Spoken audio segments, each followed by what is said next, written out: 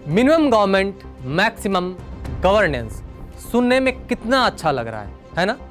अच्छा भी क्यों ना लगे, इस वाक्य के प्रणेता हैं हमारे देश के प्रधानमंत्री नरेंद्र मोदी। जब 2014 में सरकार बनी तो प्रधानमंत्री ने ये नारा दिया। इसके बाद प्रधानमंत्री की जमकर तारीफ हुई, लेकिन जब दिल्ली से सरकार चली तो पता चला कि बात तो वही है, ढाक के तीन पात वाली। नमस्ते, मेरा नाम आदित्य है और आप देख रहे हैं अनकट। दरअसल मंत्रिमंडल के जरिए राजनीतिक समीकरणों को दुरुस्त करना देश में काफी पुरानी पॉलिटिकल प्रैक्टिस रही है। ऐसा भी होता रहा है कि पंडित नेहरू जैसे प्रधानमंत्रियों ने अपने कैबिनेट में कुछ ऐसे लोगों को जगह दी जिससे कि किसी विशेष वर्ग को प्रतिनिधित्व भी कैबिनेट में सुनिश्चित किया जा सके। लेकिन ऐसा ज्यादातर बार हुआ है कि जब कैबिनेट में जगह देने के पीछे का उद्देश्य किसी वर्ग को प्रतिनिधित्व देने के इंटेंशन से नहीं, बल्कि किसी चुनाव से ठीक पहले जातीय समीकरणों को साधना रहा हो, या किसी राज्य में जोड़ तोड़कर सरकार बनाने के बाद रिवार्ड के तौर पर केंद्रीय मंत्रिमंडल में जगह देना, या किसी बड़े नेता को अपने पाले में लाना भी मंत्रिमंडल में जगह देने की प्रमुख वजहों में से एक रहा है। पीएम ने जब minimum government and maximum governance का नारा दिया तो सबको लगा कि स्टीरियोटाइप पॉलिटिकल प्रैक्टिस अब बदल सकती है, लेकिन पीएम अपनी बात पर टिक नहीं सके। मिनिमम गवर्नमेंट और मैक्सिमम गवर्नेंस भी एक जुमला साबित हुआ। ज्योतिरादित्य सिंधिया के जरिए मध्य प्रदेश में सरकार बनाने के बाद यह बात साफ हो गई थी कि कैबिनेट में बड़ा फेरबदल होगा, और वही हुआ। 12 मंत्रियों का इस्तीफा हुआ तो 36 नए चेहरे कैबिनेट में शामिल हुए। 7 मंत्रियों को प्रमोशन भी मिला।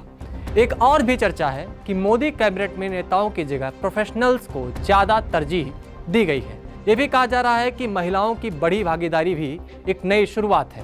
कुछ लोग मोदी के जंबो कैबिनेट को लेकर भी कटाक्ष कर रहे हैं। मोदी की नई कैबिनेट में 7 पूर्व नौकरशाह हैं, वहीं ज्योतिरादित्य सिंधिया और राजीव चंद्रशेखर जैसे हार्वर्ड से पढ़े नेता भी हैं। देश में एक्सपर्ट्स को कैबिनेट में शामिल करने का ये चलन नया नहीं है। जवाहरलाल नेहरू की पहली कैबिनेट में नॉन लीडर CH भाभा को शामिल किया गया था। भाभा मूलतः पारसी बिजनेसमैन थे। मौलाना आजाद चाहते थे कि कैबिनेट में पारसी समुदाय का भी प्रतिनिधित्व हो, इसलिए नेहरू ने भाभा को अपने कैबिनेट में जगह दी और उन्हें फार्मर्स मिनिस्ट्री सौंपी। कैबिनेट में शामिल होने से पहले भाभा ओरिएंटल इंश्योरेंस कंपनी के डायरेक्टर थे। मोदी कैबिनेट के विस्तार के बाद कुल 78 मंत्री हो गए हैं। ये पीएम मोदी का अब तक का सबसे बड़ा कैबिनेट है। देश की पहली कैबिनेट में महज 14 मंत्री थे। पहले लोकसभा चुनाव के बाद 1952 में भी कैबिनेट में 21 मंत्री ही थे। इनमें डिप्टी मिनिस्टर भी शामिल थे। 1991 के बाद किसी भी सरकार में डिप्टी मिनिस्टर नहीं बनाए गए, लेकिन उसके बाद शुरू हुए गठबंधन सरकारों के दौर ने जम्मो कैबिनेट की जरूरत बनने लगी। 1999 में अटल बिहारी वाजपेयी सरकार ने 70 मंत्रियों के साथ शपथ ली। ये किसी भी सरकार के शपथ ग्रहण में मंत्रियों की सबसे ज्यादा संख्या है अब तक। बाद में अटल कैबिनेट में मंत्रियों की संख्या बढ़कर 80 हो गई। इसी तरह 2009 में मनमोहन सिंह ने महज 20 मंत्रियों की कैबिनेट बनाई थी, लेकिन आगे चलकर ये संख्या 79 तक पहुंची। आजादी के बाद बनी देश की पहली कैबिनेट की बात करें तो उसमें कुल 14 मंत्री थे। इनमें सरदार पटेल, राजेंद्र प्रसाद जैसे नेता शामिल थे।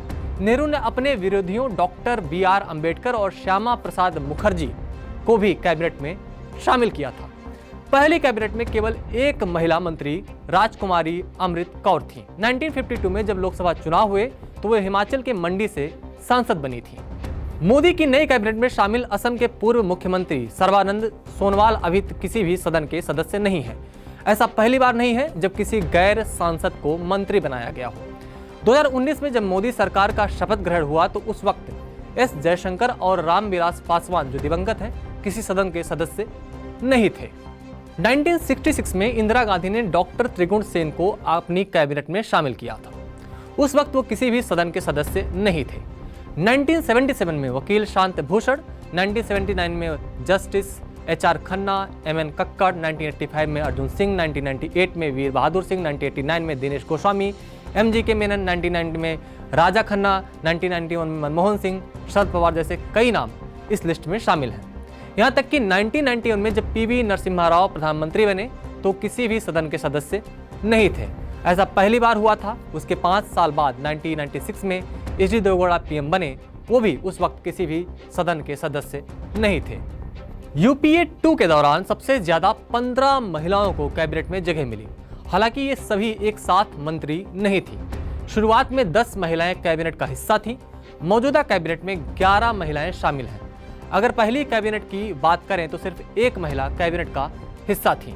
अब तक राजीव गांधी, पीवी नरसिम्हा राव, अटल बिहारी वाजपेयी, मनमोहन सिंह, नरेंद्र मोदी ऐसे प्रधानमंत्री रहे हैं जिसके कैबिनेट में 10 या उससे ज्यादा महिलाओं को हिस्सेदारी कैबिनेट में दी गई है। मौजूदा मोदी सरकार में अब तक 13 महिलाओं को मंत्री बनाया जा चुका है।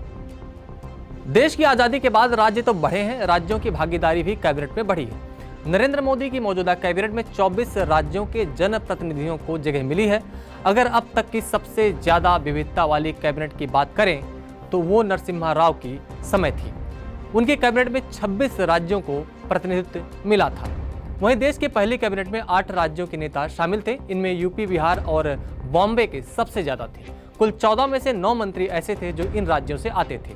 इस एनालिसिस के आधार पर आप तय करिए कि क्या मौजूदा कैबिनेट मिनिमम गवर्नमेंट और मैक्सिमम गवर्नेंस की थ्योरी के आसपास भी है या नहीं, और इस तरह के कैबिनेट रिसफलेशन आपकी जिंदगी पर सीधे तौर पर क्या असर डालते हैं। अगर कुछ नहीं तो बात बिल्कुल साफ है, ये राजनीति है भाई, सिर्फ राजनीति। शुक्रिया, आप देख रहे थे अनकट।